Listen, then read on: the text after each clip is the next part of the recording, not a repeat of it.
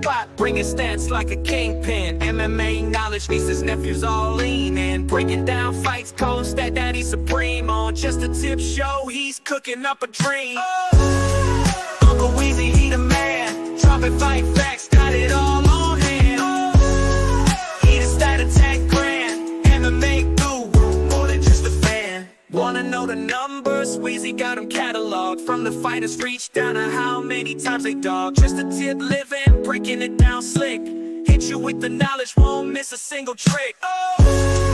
Uncle Weezy, he the man. Dropping fight facts, got it all on hand.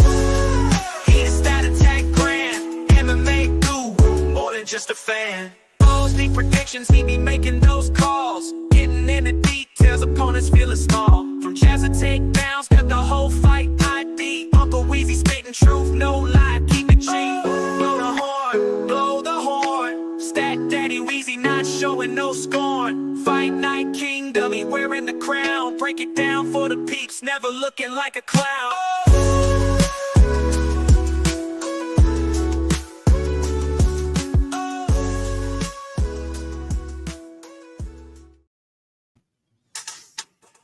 Oh, yes. What's going on, everybody? It is Friday afternoon. Tomorrow, we have UFC Seattle, which is going to be headlined by Song Yadong and Henry Cejudo.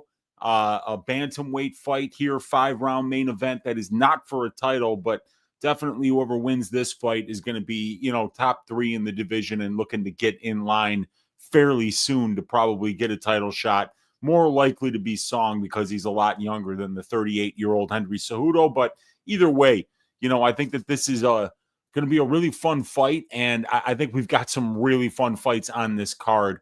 It's really underrated, in my opinion, from an action standpoint. I think Font Matsumoto is a great fight. I think that Fluffy Hernandez versus Brendan Allen is a super high-level middleweight fight. We got Kutalaba versus Aslan. We've got Bagdasarian versus Silva. We got Menafield versus Walker. Feely versus Costa. We have a great prospect in Mansour Abdul Malik on the card. We've got Javid Basharat and Ricky Simon's a good fight. And I even think that Makhaniko Ruzaboyev fight's going to be good. And we're kind of starting it off with a little bit of a train wreck there with Modestas Pekauskas versus Rafael Cerqueira. But hey, they can't all be winners, you guys. But this is a pretty good list of fights that we've got here on this card. So I think it's going to be a fun UFC Seattle card. But you know what? Be a hell of a lot more fun if we stack cash tickets like flapjacks, betting on all these fights, so that not only do we enjoy watching the fights, but we enjoy making some money betting on them as well. And that's the point of this show, you guys. For me to give you guys my picks, for me to give you guys a couple of greasy parlays here, a dog of the week, Uncle Weezy's ass shaving of the week, so we can make some bets that'll hopefully make us some money while we're watching these fights. Last week was a good week. Let me share my screen with you guys here. And yeah, if we go to the Bet MMA Tips account there, up 11.77 units last week. We hit on the Nazim Sadikov money line at plus 175. We hit on the Angela Hill money line at minus 105. We missed on the Vincent Morales money line at plus 170. But we had Shabazian by KO at plus 155 for 1 unit. We had the Sadikov scorecards no action, or the finish only prop for 2 units at plus 128. That hit. We hit the probability parlay, which is probability is one of the shows that I do for my Patreon and Dub Club members. And we had a 3-legger at plus 573 that we hit for that one. And also a 1.5 unit bet on the Angela Hill finish only prop was a push. Made 9.59 units on the prop bets. Made 2.18 units on the money line bets. Came out to an 11.77 unit win. So a really good week after 2 straight losing weeks. So it was good to not just bounce back, but bounce back in a big way. And there's some spots that I definitely like for this card as well.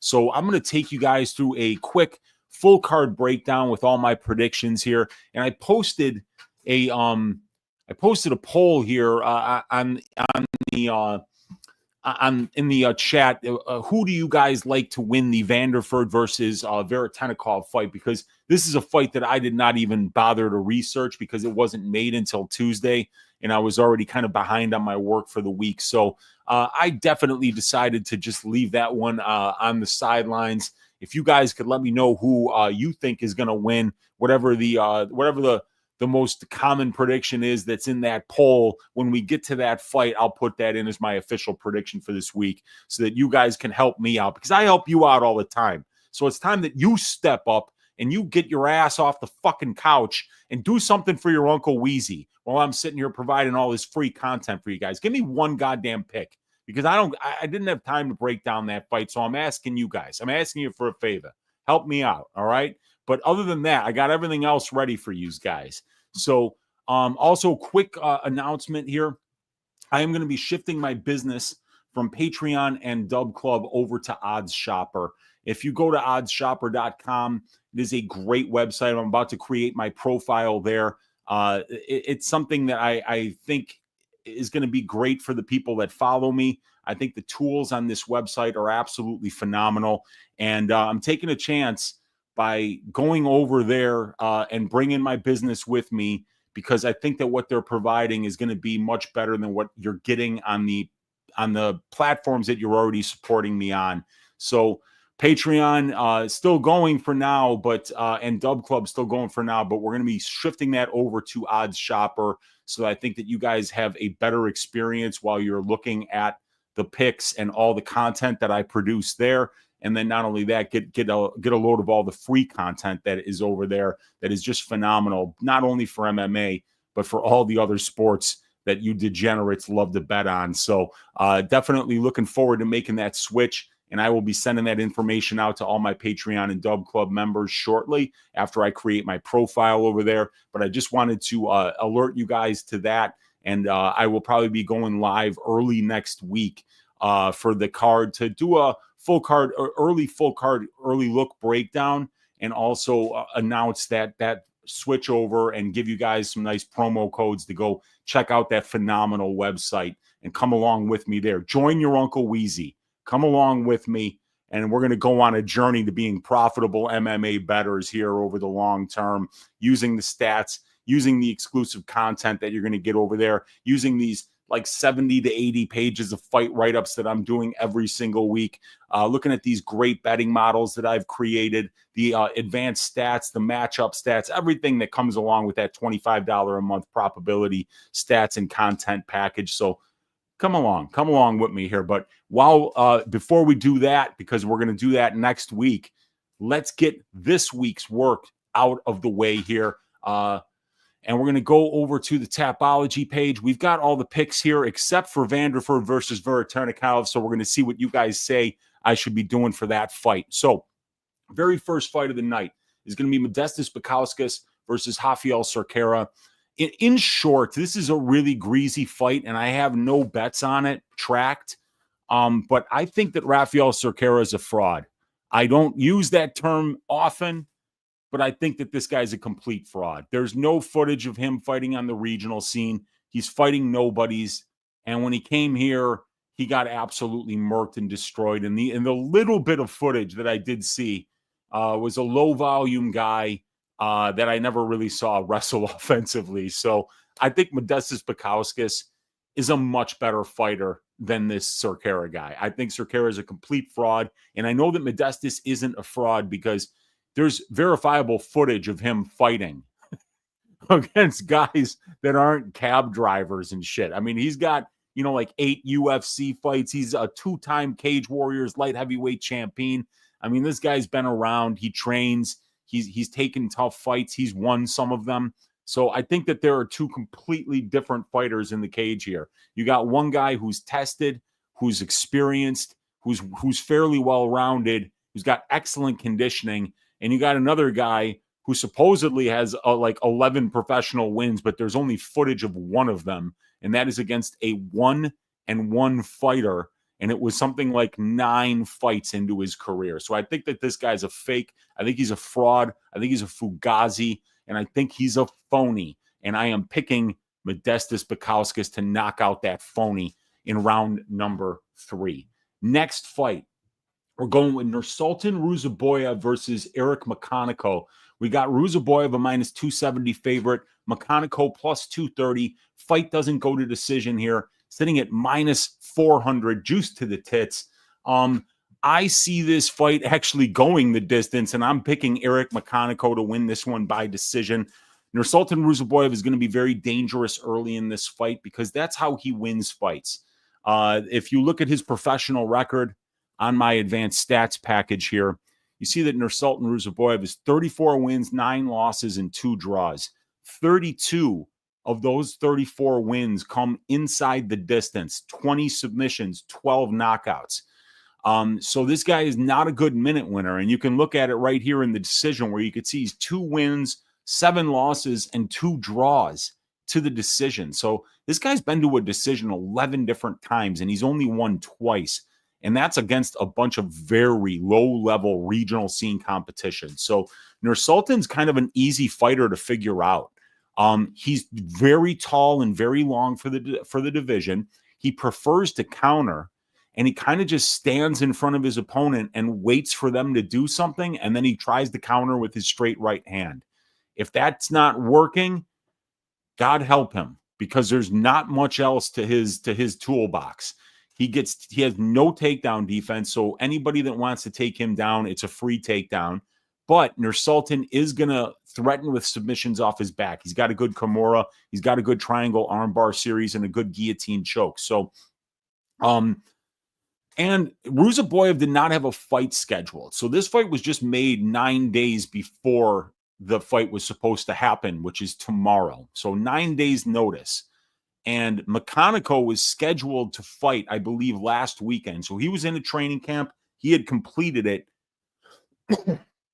And Ruzaboyev was on the couch waiting for the phone to ring. So I think that even though Ruzaboyev's a lot more experienced, he's fought the better level of competition in his recent fights. He's 2-1 at the UFC level, and he's finished both of those wins. I do think that McConaughey, being a coach, an MMA lab guy, he's going to know what Nursultan does and how to bring the right kind of a game plan in order to exploit those weaknesses that he does have in his skill set. So I like McConaughey because he's fresher, because he already has much better conditioning.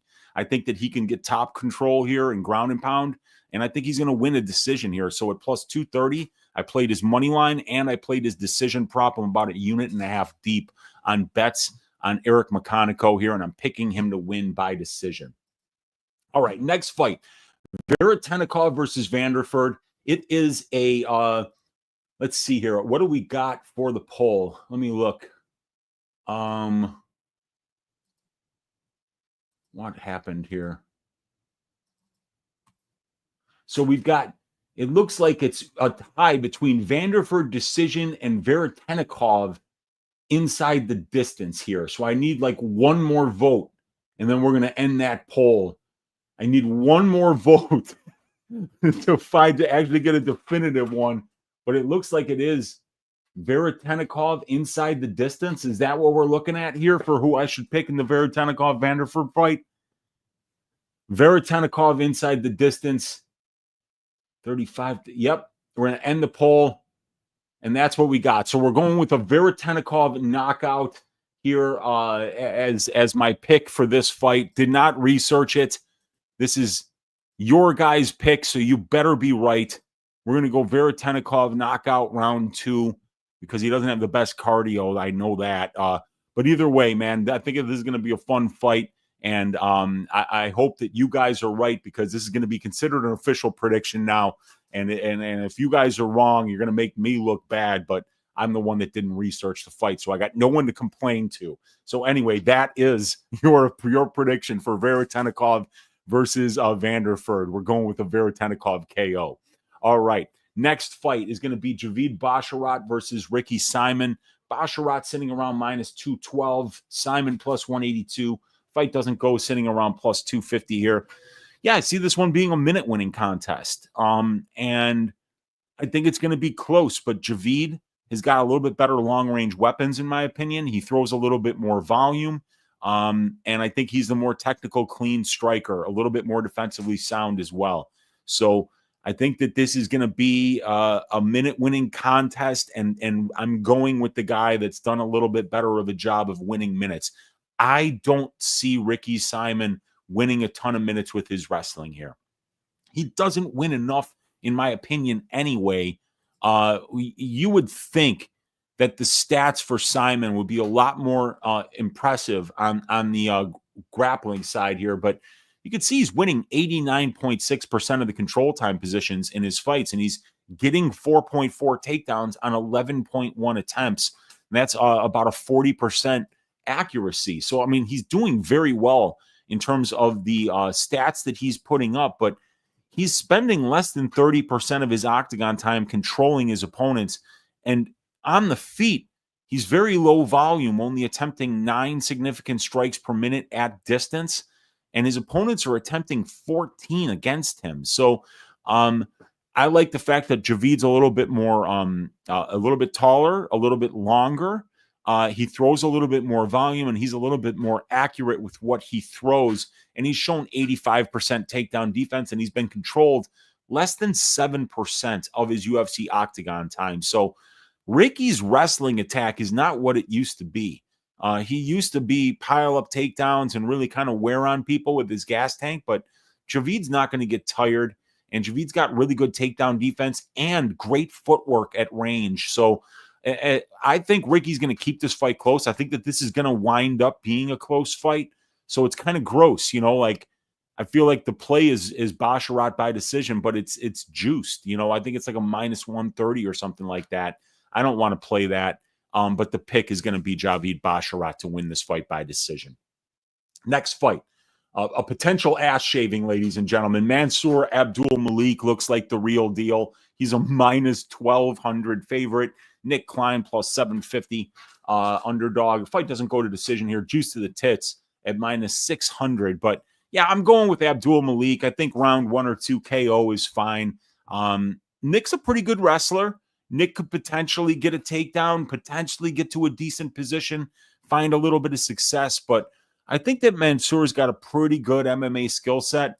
And while the striking improves, while the cardio improves, while the mixing of the martial arts improves, because he's still very young in his career, this kid's clearly got the necessary, what some people would call hardware or just athletic gifts. The guy's very strong. He's explosive. He has natural power, and he has a D1 wrestling background at Maryland University. He did that for 1 year.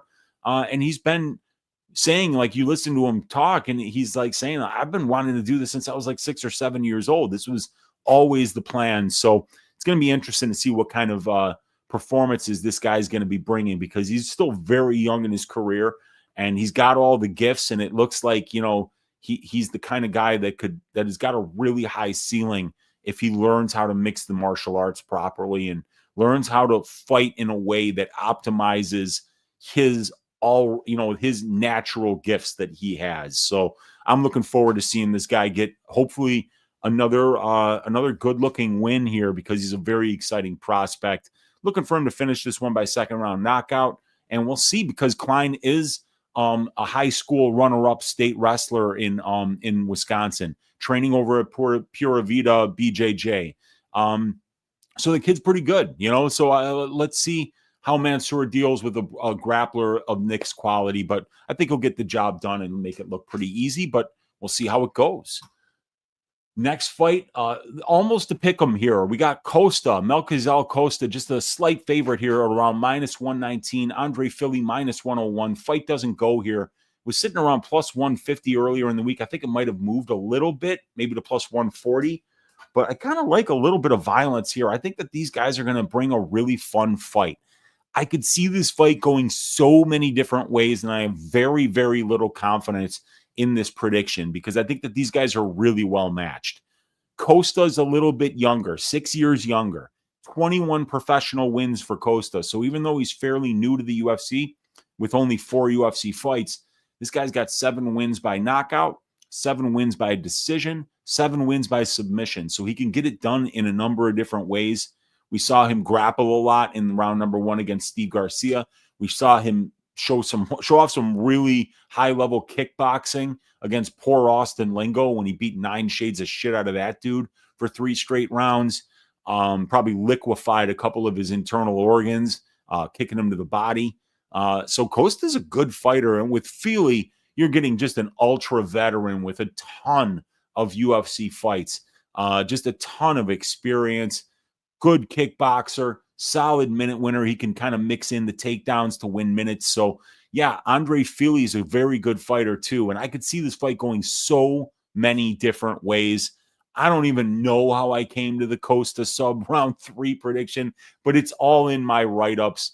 And, I can assure you that, when I write these fights up, I'm not just like throwing darts against the board. I really am kind of writing up the entire fight, looking at the striking, looking at the grappling, looking at the recent trends, who's hot, who's not, who's, got a positive career trajectory, who's got a negative career trajectory. Have these guys been covering the lines that the market has been expecting of them? All this stuff. But, I see Feely with a strength of schedule, experience. He's a switch stance guy. He's got the height and reach advantages here. So he's got all these on paper advantages, but I think Melk might be the better minute winner in the striking exchanges, and I think he might be the better moment winner in the grappling exchanges. Add to the fact that he's 6 years younger, and that I like his cardio. I think that it's going to be a really fun fight. But yeah, Costa by 3rd round sub. Fight doesn't go to decision. Costa inside the distance. Feely KO. These are all spots that I like this week. But the pick is Costa by round 3 submission. Great fight here. Really fun fight between Iwan Kutsalaba plus 150 underdog. Ibo Aslan minus 175 favorite. Fight doesn't go, sitting at minus 350.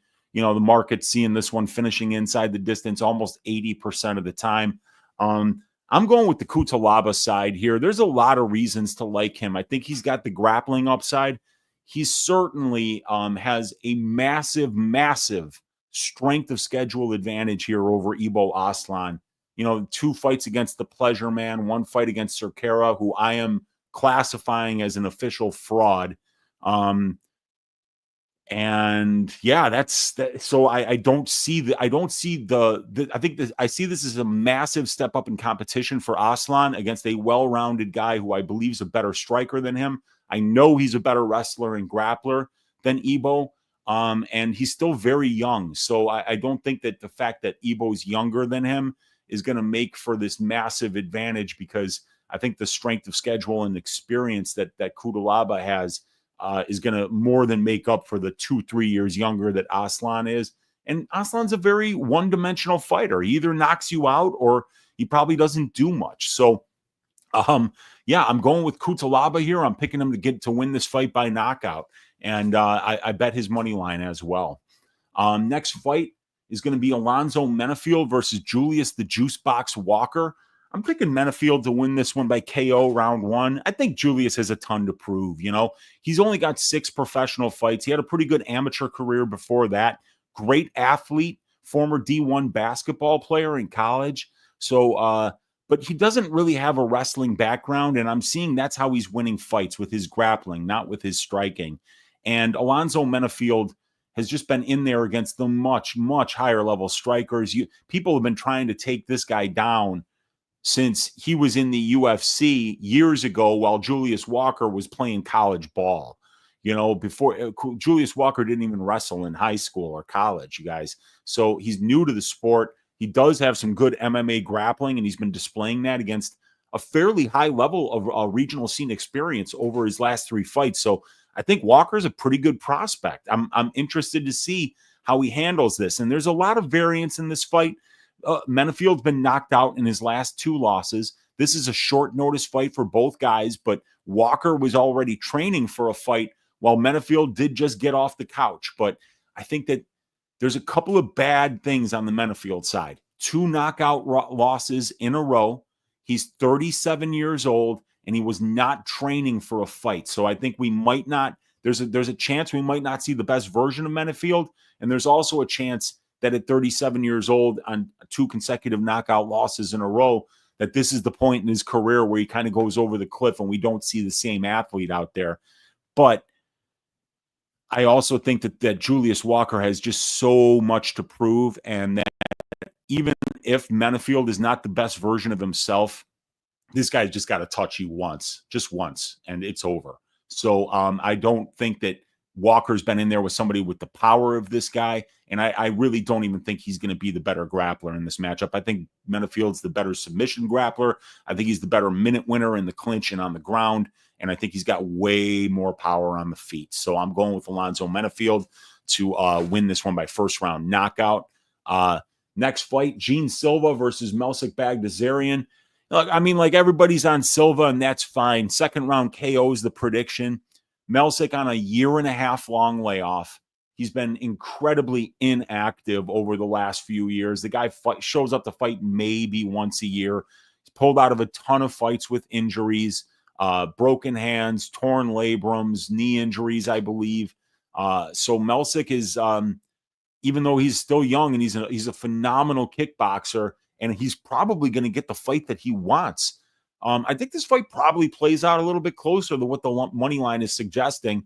The money line is suggesting that Gene wins this fight over 80% of the time, and that Melsik doesn't have much of a chance, because Gene is very durable, because Gene does have a little bit of a grappling advantage here. He's the younger guy, been way more active, and I mean, like, beating guys like Charles Jourdain, like Drew Dober up a weight class on short notice. I mean, like, this, there's all the hype is on Silva, all the recency bias is on Silva, the career trajectory all on the side of Silva here. So that drives the line.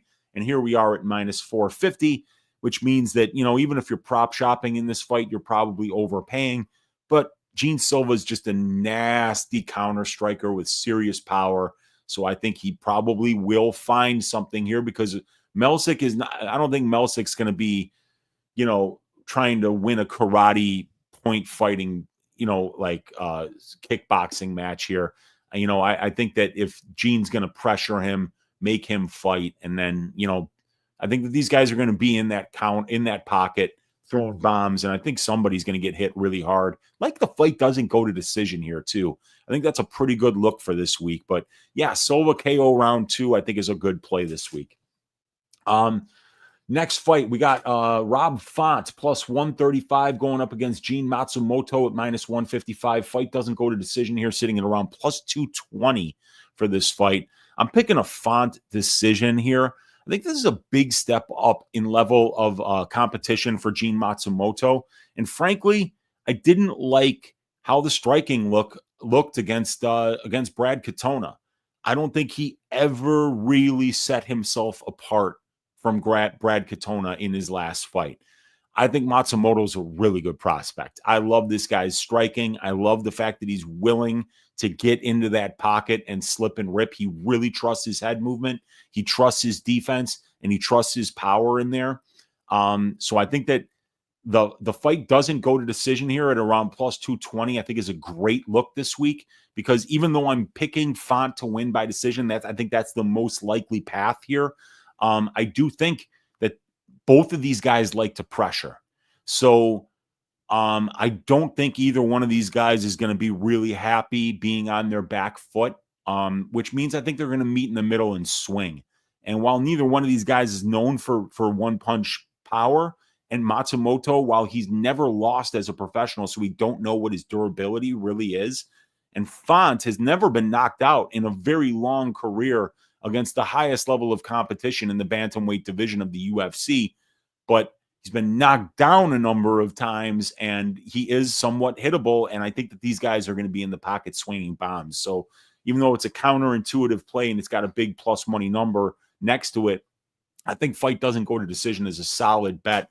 And even if it doesn't cash, I think you're going to say, oh, wow, like those guys, I thought they were going to get knocked out 3 different times. So I think it's going to be a really fun fight, but I think it's a massive step up in competition for Matsumoto. And I think Font's going to be landing the bigger shots at range. I love his jab, but it's not just the jab, man. This guy puts his combinations together beautifully. He's very tall and long for the division. He's very, very comfortable in that pocket. there are great strikers that want nothing to do with striking Rob Font. I mean, like Sandhagen wanted nothing to do with striking against him.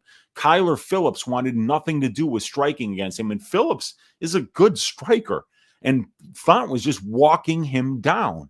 So, I think that this is going to be a bad one for Matsumoto. I think Font's getting the win here, picking him to win by decision, but I like that fight doesn't go at plus 220. I think that's a really good number this week.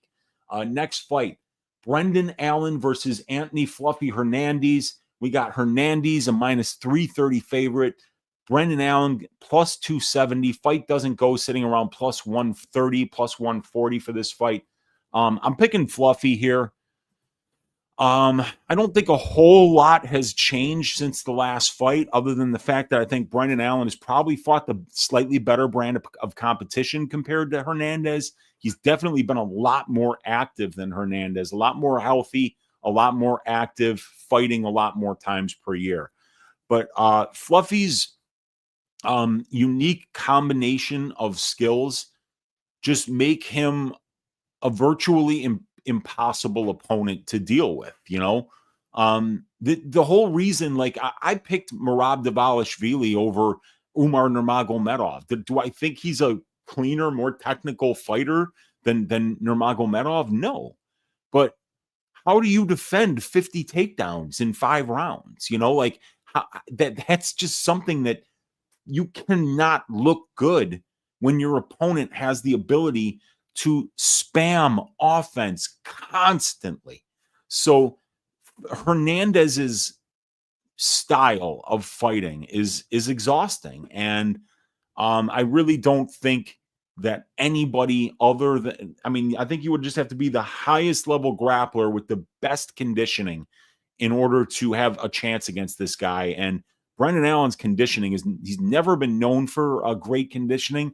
And what he's also never been known for is good takedown defense. So I don't see him knocking out Hernandez, and I see Hernandez being the one getting the takedowns. And I think if he gets the takedowns, he's going to stay on top.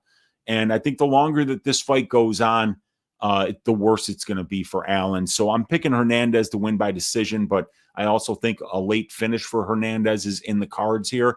And I've got a bet on Hernandez to win in round 3 or by decision at minus 115 on DraftKings, which brings us to the main event of the evening. We got the 38-year-old Triple C, Henry Cejudo, former gold medalist in freestyle wrestling in the Olympics, former UFC flyweight champion of the world, former UFC bantamweight champion of the world. And he's going up against the Kung Fu Kid, Song Yadong. Look at those sunglasses. Look at those smile. That's a star, ladies and gentlemen, in the making. So it's going to be a very interesting fight. It's hard to know how much Cejudo has left in the tank, but you don't have to be a master at math to know that a 38-year-old bantamweight on a 2-fight losing streak, it's a tough combination of attributes to get behind at this point, especially against the kid in Song Yadong, who's going to be, depending on how old he really is, 7 to 11 years younger than him. So a lot more powerful than him as well. And I just don't think Henry, who kind of has been relying on athletic gifts to win him fights, is going to be able to do that against a more athletic, younger fighter right now with a lot more power in his strikes. I didn't like what I saw from Cejudo in the Merab fight.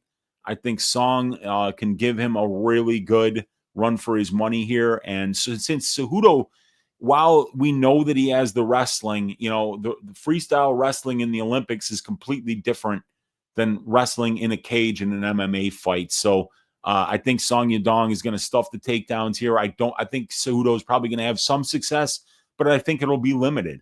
And I think if he doesn't land a lot of ground and pound when he's on top, the referees might, the judges might not even really score it. So looking for a Song late knockout here. Round 4 is what I'm going with, but it's not a fight I'm very confident in, because I don't want to bet against Henry Cejudo at these lines, because he's still a phenomenal fighter. These last 2 losses, he's injured and goes into the Merab fight injured and still wins a round.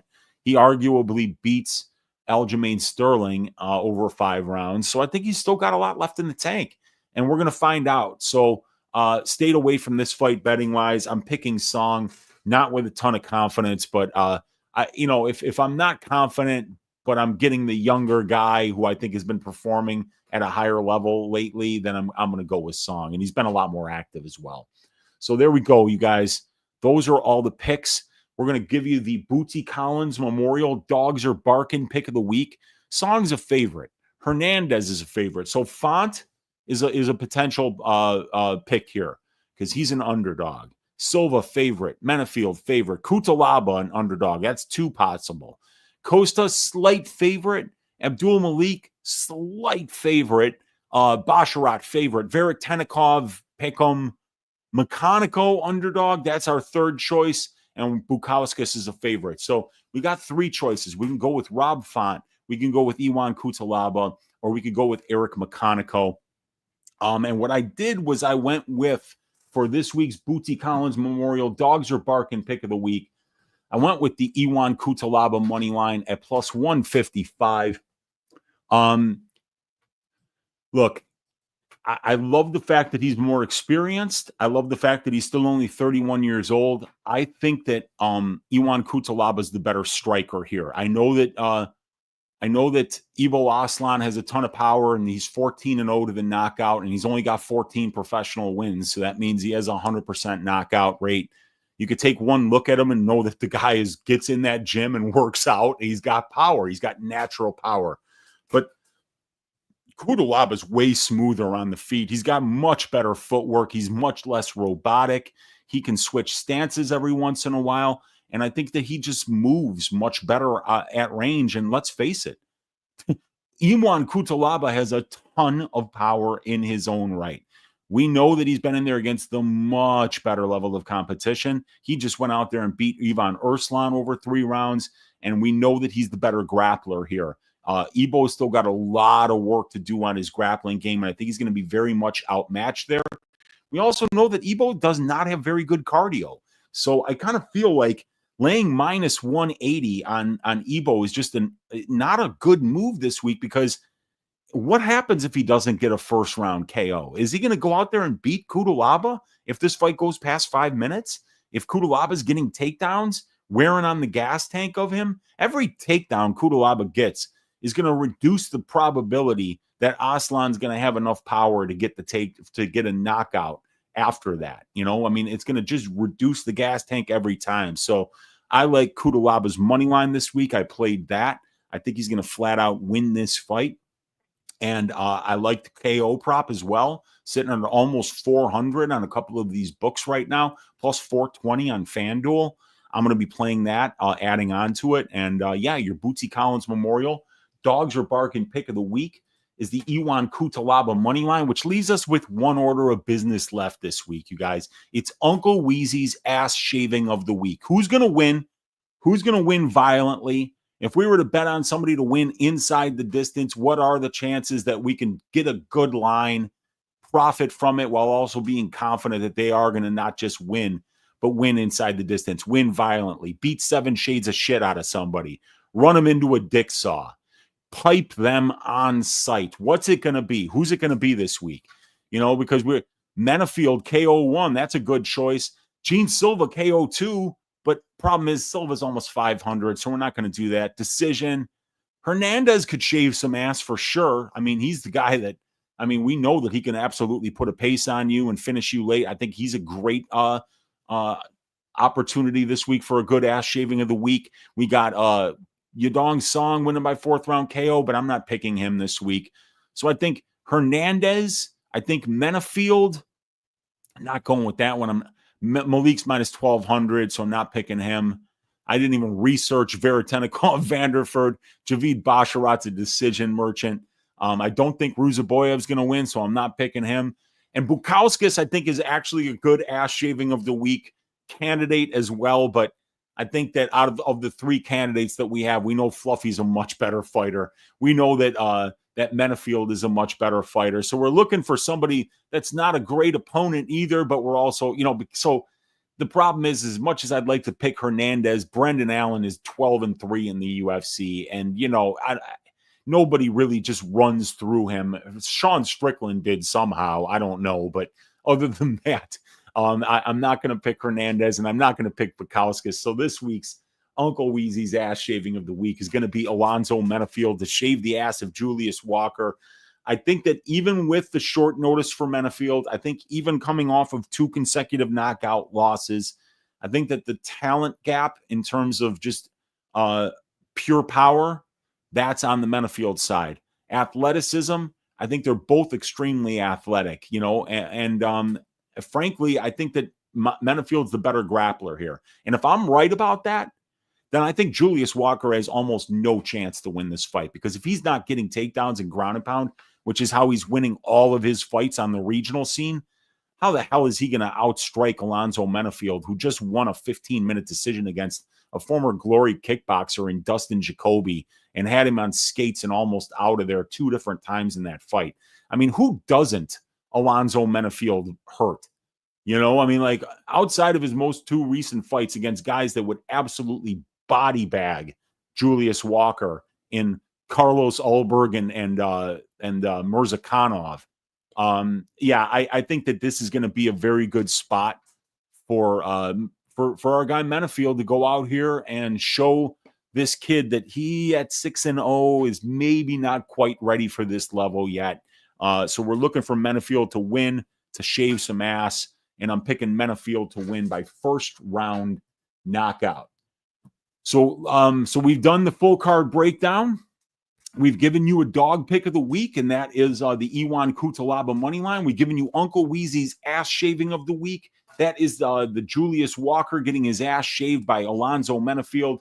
So now we've got the Greasy 4-leg parlay to give out. I'm going to give it out on Bet Online Sportsbook. People are going to roast my ass if the first leg doesn't hit, but I think Rafael Cerqueira is a complete fraud, and I think that this is a free square because Bukowskis is a real fighter with real experience and real UFC wins, while Cerqueira is a guy who they turned the cameras off when he fought so that he could just say, hey, I'm Gilton's buddy. I'm 11-0. Sign me to the UFC, and it worked. Well, now he's here, and I think he's in way over his head, and I think Modestas Bukowskis is going to make this look pretty easy. And just get us a free square here, a good start off to this parlay. Leg number 2 is going to be the Bootsy Collins Memorial Dogs Are Barking pick of the week, the Iwan Cutelaba money line.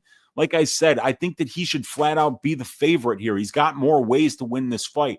I think he's the better striker. I know he's the better grappler. I know he's got the strength of schedule advantage. I know he's got the UFC experience advantage. And I know that he's still in his athletic prime at only 31 years of age. So I like Cutelaba to win this fight, win it violently. And if we're going to give me a plus 153 on the money line here and fatten this parlay up so that we can get paid if we just find 2 more legs that cash here. So we're going to keep it simple this week. Leg 1, Modestas Bukowskis against a fraud, an easy win. Leg 2, we're going to fatten up the odds of this parlay by picking an underdog, one that I think the market has wrong. We're going with that Cutelaba money line. Leg number 3, Uncle Weezy's ass shaving of the week to shave ass. We're going with Alonzo Menafield's money line here at minus 240. That brings this 3-leg parlay up to plus 391. And while it won't be the fattest parlay I've ever given out, we are going to give ourselves time to consider it and a fat line to hedge out on. And who better than a guy that I think has a really good chance to be a future champion in the UFC's middleweight division, and that is Anthony Fluffy Hernandez at minus 330 to bring this 4-leg parlay up to plus 540 on Bet Online Sportsbook. If you were to do this on Bet Rivers, you would get minus 286 there. Cutelaba plus 148, Menafield minus 245, and then Hernandez minus 360. You would only get plus 504 there. And on DraftKings, you would get Bukowskis, Cutelaba, Menafield, and Hernandez comes out to plus 525. So let's do it on Bet Online Sportsbook at plus 540. That's the best line that we have. And that about does it, you guys. We got through the full card breakdown. We got through the dog pick of the week, which is going to be Cutelaba. We got the ass shaving of the week, which is Alonzo Menafield to shave the ass of Julius Walker. And then we've got the Greasy four-leg parlay, which is the Modestus Bukowskis money line, the Iwan Cutelaba money line, the Alonzo Menafield money line, and the Anthony Fluffy Hernandez money line coming out to plus 540 on DraftKings Sportsbook. What's going on with you guys in the chat? Let's see who is here hanging out with their Uncle Weezy. We got Dixon saying, Fluffy, last one to weigh in, Weezy, making me nervous, waiting to see how he looks. See you when you go live at 5. Yes, sir. Fluffy was the last to weigh in, put on the towel, but made weight, and he's ready to go. So let's see if he can produce. And he's only got to go 3 rounds. I think that this guy could go 3 rounds, so easily, with the pace that he brings. So I think he's just going to go balls out from second number 1 and just try to drown this guy. Amanda Ellis is in the room saying, Weezy, can't wait to watch your show every week. I appreciate you, Amanda. Thank you for hanging out with us today. We got PPC Bernier in the room saying, Oi, please, Uncle Weezy, reassure me that my Silva, Hernandez, Aslan moneyline parlay wasn't a result of too much reefer. Yeah, I like Silva. I like Hernandez. But I don't like Aslan this week. I am going with the other way on that one and with Cutelaba. We got Sam saying, Oi, I'll be at dinner during the video, so I look forward to catching up to it later. Thank you for everything you do, Weezy. I'm still fading Ion to get an on-site piping from Ebo. So it looks like a couple of you guys are on Ebo, but he is the favorite, so I get it. Look, the guy's been hot. He's been knocking everybody out. So I think that people think that's going to continue, and I wouldn't be that surprised if it happened. But I think the line is wrong, and I'm taking advantage of my read here. He's fading Aslan, but I'm faded there with you on that parlay, BPZ Bernier. I believe it hits. We got Olajuwon saying, oh, yes. What's up, Olajuwon? You got Silva, Hernandez, Abdul Malik parlay. Man, zero when he was minus 600, though. You are a parlay boy for sure. We got exclusive Oro saying, Oi, double JJ, both by sub opinions. Double JJ? JJ. I don't see any JJs in this list of fighters. We got Colby saying, I had a dream that Brendan Allen finished Fluffy, but it goes against my thoughts. That's interesting there. Yeah. Blonde-haired Brendan, you never know, man. He might be the next legendary fighter. We got Paku saying, oi. We got Grayer saying, oi, and saying, using every fiber of every muscle in my body to not pick Meconico. I was not strong enough, my friend. I bet Meconico's money line. I got him in there. I'm looking at it as a definite chance of that happening here. Frederick saying, Cejudo decision win. Maybe if he can get takedowns, if he can keep the striking exchanges really close and finish a couple of rounds, with like 90 seconds left, getting a takedown, finishing the round on top, I think it's a possibility. But I think he's going to have a hard time taking down Song, holding him down. And I just haven't seen that, like Cejudo go into blanket mode with his wrestling. So I don't think so. We got oi, oi, oi, says Frederick. Yo, says money. We got Dylan saying, I'm dancing to this intro. TH saying, oi. We got G-Funk BK in this mother. We got UFC predictions by G-Funk. What is up, dude? Good to see you hanging out in here. We got Paul saying, hey, Weezy in chat. What's up, Paul? We got Brad Utterstroman saying he might be able to catch part of this live. Thanks, Weezy. Always appreciate your picks and insights. Appreciate you for hanging out, Brad. Thanks for being with us. We got Thal in the room saying Ruzaboyev, Malik, Aslan, Matsumoto, Silva, Hernandez. I don't like Ruzaboyev this week, and I don't like Aslan this week, and I don't like Matsumoto this week. So I agree with 3 of those, and the 3 that I agree with you on are the widest lines, the ones that everybody seems to be on the same page on. We got Tommy Unders in the room. What's up, Tommy? Good to see you hanging out. We got Michelangelo 305 saying, stack daddy Weezy boy. Let's get it, Michelangelo. Good to see you hanging out in here. We got the bookie man in the room saying 3,600 last week. Weezy seen my slip. The man The man made some winning bets last week. I know that for sure. We got PPC Bernier saying, Bookie man, how you like the Silva Hernandez parlays? We got MMA Avery in the room. Avery Marino, the official sponsor of Stat Diggers. Follow him at MMA_VERY. My man, Avery, good to see you hanging out in here. We got UFC predictions by G-Funk saying, I agree. I give it a 7. 7's not bad, man. The bookie man saying I like both, but it's not worth much. Yeah, it's definitely it's a juiced line. Sport fan saying, hey, Weezy, I'm looking for a parlay around plus 150, maybe plus 200. How you like Nursultan money line? Philly versus Mike Melchizedek goes the distance. And Gene Silva by KO, it's a plus 180. I don't like Nursultan's money line. If I was going to play Nursultan, I would play him to win and under 1.5 rounds at plus money. Because I think if this thing goes past 7.5 minutes, you're going to see that Nursultan doesn't have a whole wide variety of tools to draw from. So Philly Melchizedek, my betting model likes the under there, actually. So I don't like those. If I were to go with I would do Menafield's money line along with that Silva by KO, and I think that would get you probably to around that spot there.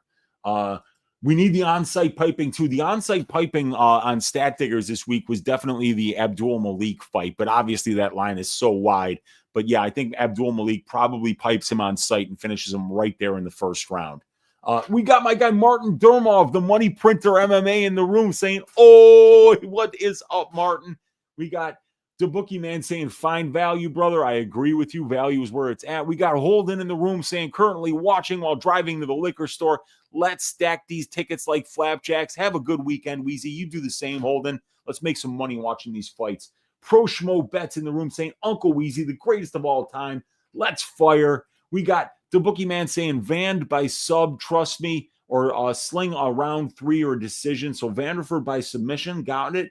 We got PPC saying, currently watching while driving to the liquor store, has me worried on several different levels. And get off the fucking couch, motherfucker, says Pro Schmo. Let's go.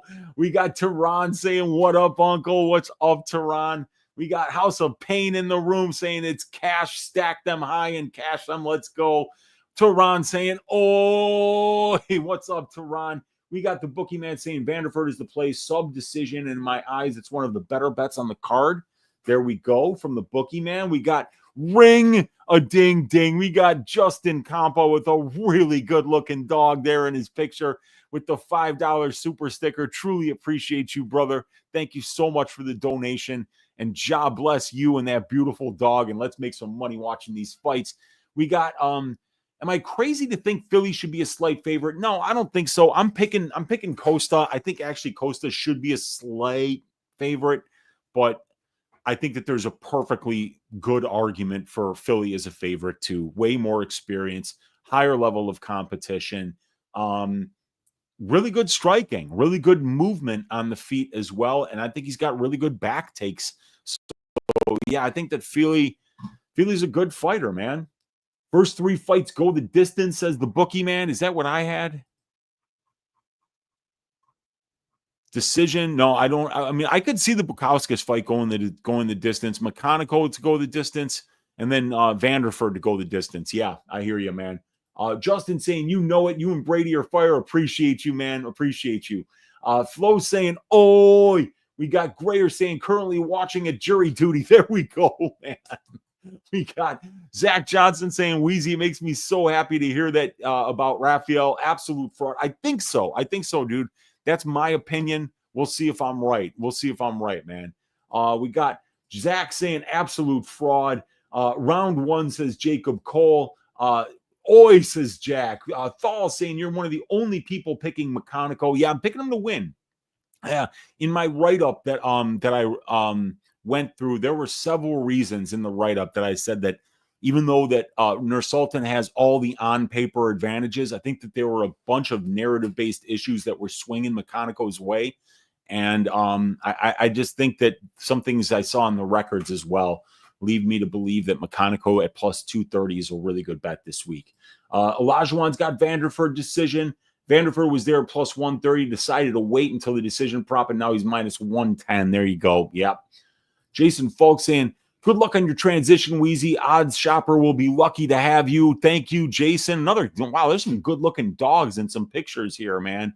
I miss my dogs, man. I miss them so much. We got Gerardo saying, what's up, Uncle Weezy? What's up, Gerardo? Good to see you hanging out in here. Decision is plus 230, though. That's not bad for Vanderford. That's a big plus money number. Andrew Nance saying, let's go. We got Jacob saying, I don't like this fight at all. LOL. There's a couple fights I don't like at all, man.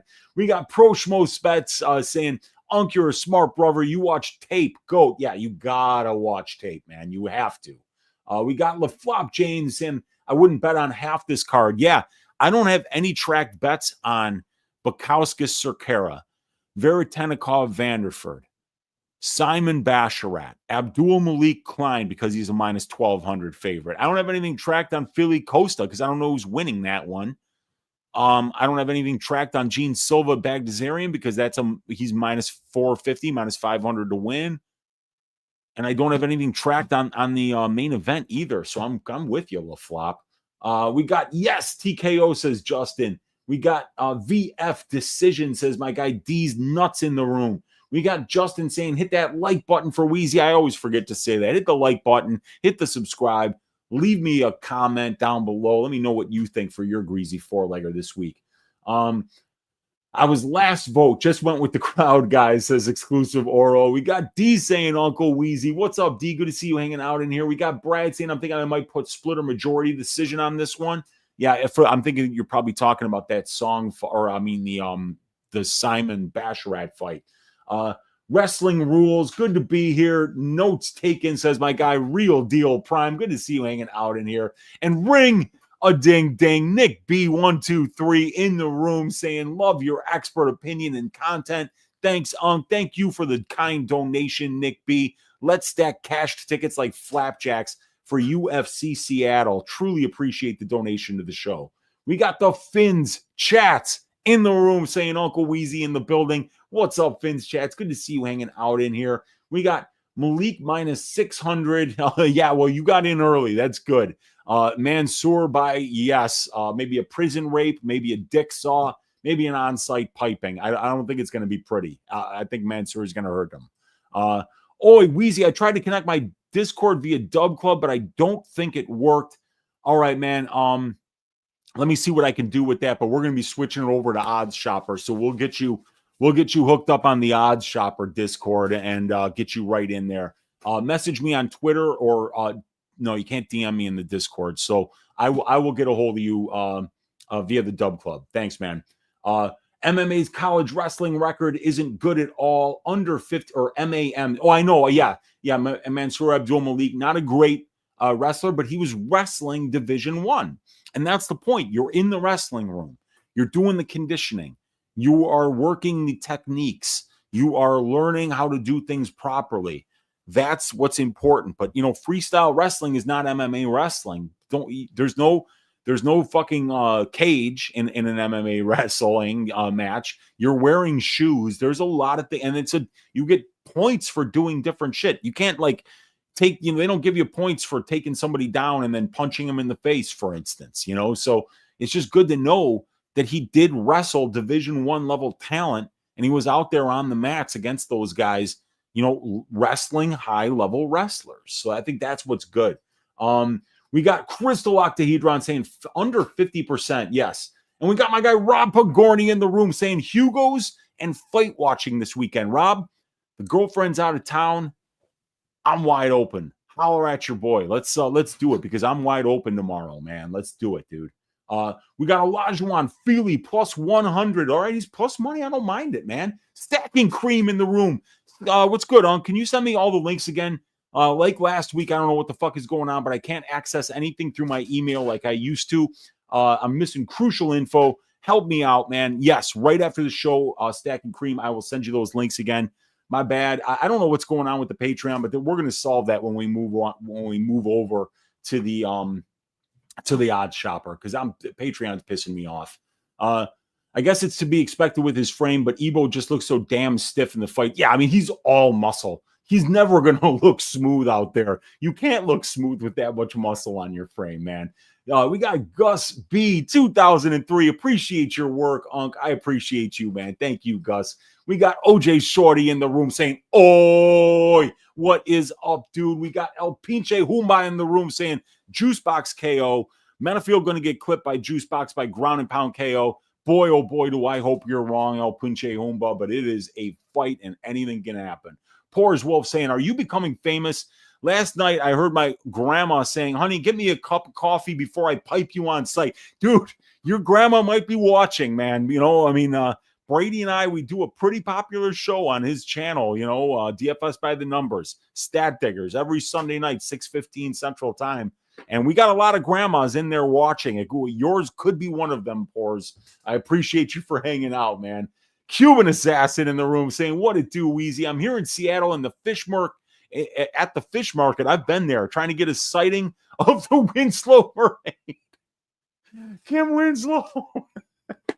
Wish me luck. Just so you guys know, like, this is what he's looking for here. If we go to Google and we go Kim Winslow mermaid. There it is. There's our Kim Winslow mermaid picture. There it is, man. The sport is better off without you, says Michael Chiesa.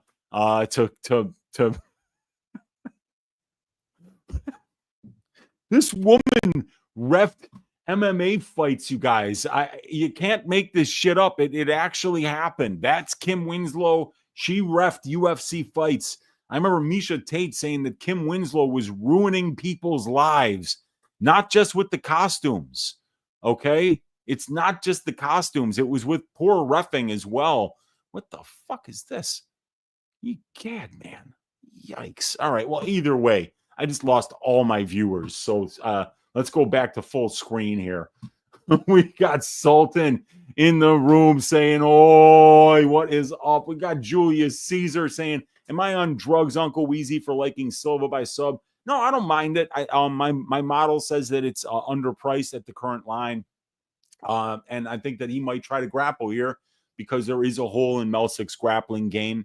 So we might see him wrestle more than usual. And if he does, he's got a couple of guillotine chokes on his record. I wouldn't touch Menafield either. Only concern is money has moved his way. A name only, maybe. I just think it's just a massive experience disadvantage that Julius is at, a massive strength of schedule disadvantage that he's at. And I don't think that Julius is the better grappler. So, I mean, we'll see, though, because, there are some reasons why I would take Julius Walker. 2-fight losing streak for Menafield at 37 years old, both by knockout. So the durability might be leaving him. And short notice nature of the fight, less than 2 weeks notice to make weight. So maybe he's not in the best of shape.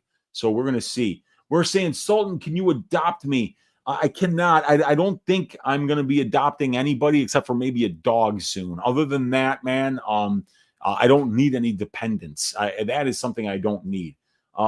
Sub points for Vanderford, says my guy, the bookie man. Silva grappling is path of least resistance against Melsik, in my opinion. I agree with that. The bookie man saying, "I've personally seen Font on the ground, and if he hit the floor, he's cooked." Oh, I know Font's no good on the mat, but Julius, what's his name? Matsumoto's not a great wrestler by any stretch of the imagination.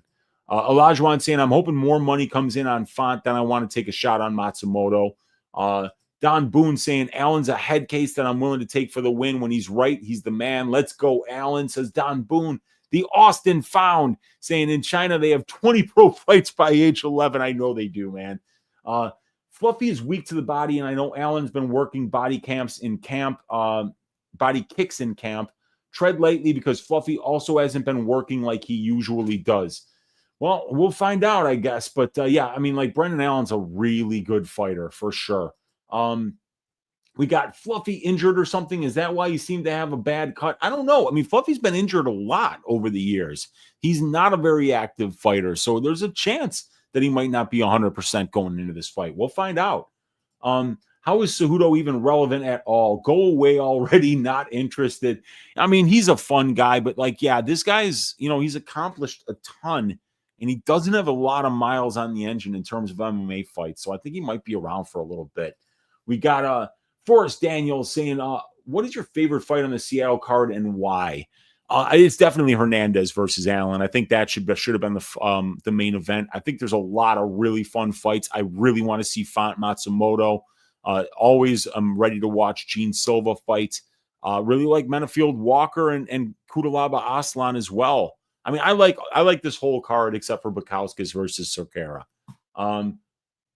Song 4-5 decision. We agree there, the bookie man. Kudalaba says, Falk, I'm afraid to pick Kudalaba, says Brad Uderstrom. Yeah, I went with him, but dude, when you pick against Ibo Aslan, you just have to be okay with it. Like right away, like, look, if this goes tits up, it's gonna be bad. This dude's got a ton of power, man. The co-main might be a striking fight. That I highly doubt it. I highly doubt that. Jason Falk saying your logic is solid as hell, Weezy. Agree or not? I appreciate that, Jason. I mean, as a former math student, statistics degree guy, past 3 actuarial exams, you in order to be able to do those things, you have to really have a good grip on logic and understand that this is MMA betting. You can trust your reads and you can be confident, but you can never be overconfident. Shit goes bad all the time, man. So I try to look at all the angles. I try to come up with what I think is the most likely scenario. And if I see a mispricing in the market, fine, I'll attack it. And if not, I'm fine staying on the sidelines and not having to get involved. So I try to always use all the information and come up with some kind of a logical plan as to how the fight might play out. Kudalaba is the best pick for buying a new TV. Bound to throw the remote through this one watching it for sure, dude. We got the ass shaving, says Olajuwon. We got Don saying Menafield KO. The bookie man saying Iwan is a great pick. I love it, man. No, not for Ricky Simon, dude. I think Ricky is going to keep this fight very close. I think a plus 3.5 points handicap looks good for him this week. But I don't think Simon's shaving his ass. Good call, Simon. Yadong says, Gus B. I'm joking. Simon never hurts anyone. He looked strange with the hair, said Boone. It lines up with the movement, Weezy. Hard to play against that for sure. Yep. I'm feeling Menafield by sub. He's back at Fortis and trained with Ryan Spann for this camp. Menafield by Von Flu. He's gotten that before, man. We got Aussie Fight Fan saying, what up, Weezy? Good luck this Weezy. Good luck this weekend, mate. We got B-Neg saying, when's the last time the Greasy 4-legger hit? Last week, we had 3 out of 4 legs, but the first leg served us. The last time we hit was the Marab co-main event. So that was UFC 312. I think it was the second card in January when we hit it. Parlays are chumps money. Yeah, I mean, this is a fun show. We do it for fun. We got good stuff, Weezy. Hope you get some likes for this work. Appreciate you. Good luck this week, all. Thank you, Jason. We got Olajuwon saying, let's go. We got Matthew DeCousian saying, I bet Bryce Mitchell picks a Kanye song for his walkout music next fight. I don't think he needs to because he's got his own bars. Bryce Mitchell's got his own rap album. So, maybe he'll use one of his own tracks. Olajuwon Dream saying 4 money lines. Is that the first time ever doing 4 money lines? It might be, dude.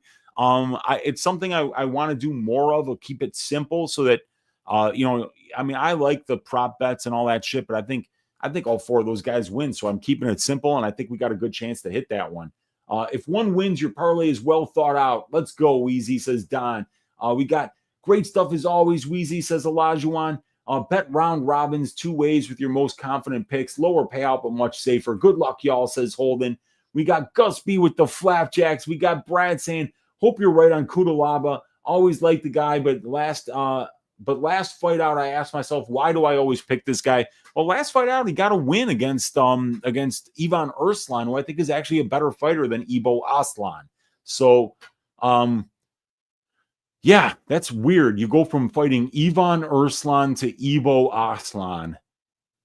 How about that? Damn, didn't know they had a pancake emoji like it, says Jason. Yeah, man, me too, dude. We got MMA Avery saying, listening while running right now, gambling and unk inspire me to be great. Let's go, Avery. Get that good run in, my man. We got exclusive Oro saying, I meant both Genes by sub. So Gene Silva and Gene, who's the other Gene? Julius Gene. Yeah, Matsumoto. Okay. Yeah. I mean, Font's been subbed a few times. He's never been knocked out before. So, and Matsumoto's got a good guillotine. Yeah, that could be interesting. I think that guy might have meant JJ by Gene Silva and John. Yeah. We got Danny Carabazzo saying Colton G is on Triple C getting piped on site. So we got Donnie in here saying that it's going to be Triple C getting piped on site. The stat diggers pick was that there would be Nick Klein getting piped on site. We got Tehran saying 313 on the way. Let's go, Tehran. We got Forrest saying, Uncle Weezy, what do you think of the odds are that a fight will break out at the Karate Combat during the Bryce Mitchell grappling match? I don't know, man. That'll be interesting to see, dude. We got Muhammad saying, I took a lot of overs on the Hernandez fight. The sketchy weigh-in did me take some Allen inside the distance at plus 850 and Allen finish only plus 290. Still think you get your Hernandez decision. Yeah, we'll find out, man. We'll find out if he winds up getting the job done here. I've got a 2-unit bet on his round 3 decision prop at minus 115. So, and I know that moved.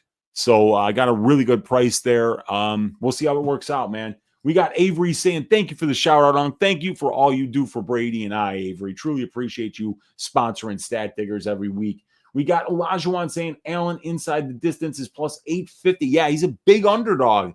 So, yeah, that's what that line is at, man. Yeah, couldn't sniff at the number, Olajuwon. The prices are Unibet, Virgin Bet. We got Joe Free saying, hey, Weezy, much respect. You are the most consistent, and I trust all of your work. Thank you, Weezy. Thank you for checking in, Joe. Thank you for the kind words. We got Jason saying, Olajuwon, I think you're on to something. That fight ain't going the distance. Therefore, Allen at plus 850 is worth a poke for sure. We got Groove in the room saying, Weezy, love that you're as confident in Kutalaba as I am. Any your opinion on thoughts on sub at plus 900? I see a lot of people talking about the sub. Iwan Kutalaba has never even attempted a submission in 17 UFC fights. So the prop that I'm on for Kutalaba is I think that he does his best work when he's on the mat with his ground and pound. So I think KO standing, I think KO with ground and pound. I much prefer the KO line than the inside the distance line because Kutalaba is kind of a sloppy grappler. Now, Aslan is too, so I could see him potentially getting a sub here, but it was the KO prop that caught my eye this week. Tehran saying in Southern Illinois right now at the Carbondale area, it's very country down here. Nothing like what I'm used to being from the Chicagoland area. Dude, it's the same state, Tehran, but it is completely different down there, man. 5-hour drive from Chicago to Carbondale. So I know where you're at, dude. You're by the Salukis over there, man, at Southern Illinois, dude. That's awesome. Have fun down there, and we'll see you back in Chicago sometime soon, Tehran, to where you're a little more comfortable.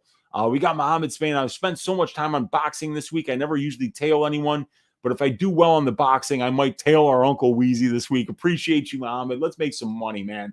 We got Muhammad saying, I have Gene Silva and Song Arbs that over 2.5 in the Hernandez fight and nothing else for UFC. Nothing wrong with staying small on certain cards, man. Julius Caesar, Weezy, what about your transition to Odds Shopper? I missed it, but looking forward for sure. I'm an Odds Shopper sub. What do? I still haven't even created my profile there. I have to finish getting out a stats product. I got to put some timestamps on this video. And when I do that, I'll be setting that up tonight. I'll be sending out some tweets about that. And then I'm planning on going live early next week to kind of promote that and maybe give out a little bit of free content to try to get people to sign up. And then I got to make sure that the people who have been supporting me, that I make it as easy as possible for them to just make the switch over from Patreon or Dub Club to the Odd Shopper. So look later on tonight, Julius Caesar, or contact me on Twitter and I'll send you a link a little bit later on, man. We got Zila YT in the room saying, "Oi, what's up, Zila?" We got the High Owl saying, "Oi, what is up, dude?" Saying, "You're going to have to help me out with the mechanical pick, Unc. He's much lower level than Ruzaboyev." It's, you know what, dude? The mechanical pick, I mean, like, DM me on Twitter, or if you're not on the Discord, if you're not in the Dub Club or whatever, I've got a whole write-up here. I wrote up 7 pages on this. Trust me, it's a well thought out opinion here. I don't think Ruzaboyev's any good. He's a moment winner. He's not a minute winner. And I think McConaughey was already training for a fight, so I like the fact that he's ready to go. I think Ruzaboyev's conditioning is shit. I think his wrestling is shit, and I think that he's very, very low volume on the feet. As a matter of fact, he didn't even beat Dumas. He poked him in the fucking eye, and the referee didn't see it, and then he got a finish. So I think it's going to be a very close fight, and I think that plus 230 for the money line is a great look this week. We got Satieli in the room with the smiling emojis. What is up? We got Zila saying, I'd smash. We got Based Granny, says Muhammad. We got I'd pipe a hot grandma, says the bookie, man. Hilarious. Are you going to show us your final tracked bets? Yeah, I'll definitely I'll post that in the Discord and on the Dub Club and Patreon, my man. Crystal Octahedron saying WrestleStat has MAM at 1-12 for his career, by the way. Are we sure he was D1? Can't find this info on him at any official site. So, University of Maryland, that's where he supposedly wrestled 1 year, and that's definitely a D1 school. So, yeah, University of Maryland, D1, that's where he was at. Stephen Solomon saying, man, I will be taking your advice this week. I didn't play the Black Don't Crack parlay and ended up regretting it. That one hit, my man. MMA Avery hit that one too, dude. The Hill, Cannoneer parlay, the Black Don't Crack parlay hit big. Cejudo head looks like when you play DK mode in 007 on N64. We got Muhammad saying I had a Black Don't Crap a couple weeks. Chisora, Hill, Cannoneer, all over 40, and I had to rely on them to push a pace. Yup, and it worked. Fun AF Gun Lion in the room saying, what do I think about Basharat versus Simon 1.5 rounds? Over 1.5 or under 1.5? I think it goes over 1.5, but I think that line is like juice to the tits. It's something like -500, -600. Another great show, says Don. Thank you, man. What do I think about over 1.5? Song to win and Hernandez, and 1.5 and Hernandez to win at 1.5. I like, yes. I like all three of those. I think that hits. Touchy Feely, Yadong Song, not sure they win, just solid names. Yeah. Nah, Bryce is going to walk out to Erica now. We got Ruzaboyev inside the distance or the over 1.5. I would go with the over 1.5. Southern Illinois is close to Missouri too. Yeah, Missouri, Kentucky. Yeah, dude, it's close to all of that, man. Even in Southern Indiana, I think too. Go see the lady in the river while you're down there. It's creepy. We got the Indian princess who clawed the eyes out the Thunderbird. Very interesting. Professor Chaos saying, please give me your thoughts on Allen versus Fluffy no distance line. Hope you cash your bets this weekend. My model really likes the unders in this fight. And here's why.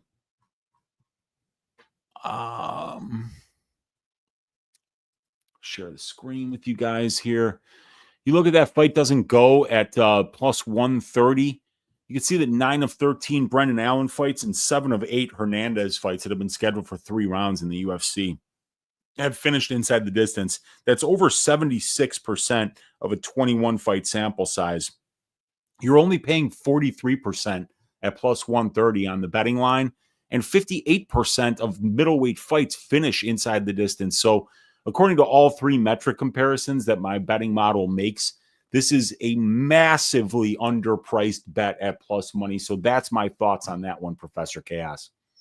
I kind of think Simon's a good underdog, better competition, more power, a lot of pressure. Basharat has no power and just jabs and teeps. I couldn't agree more. I think Simon, I mean, if I were to play a money line on that, it would definitely be Simon.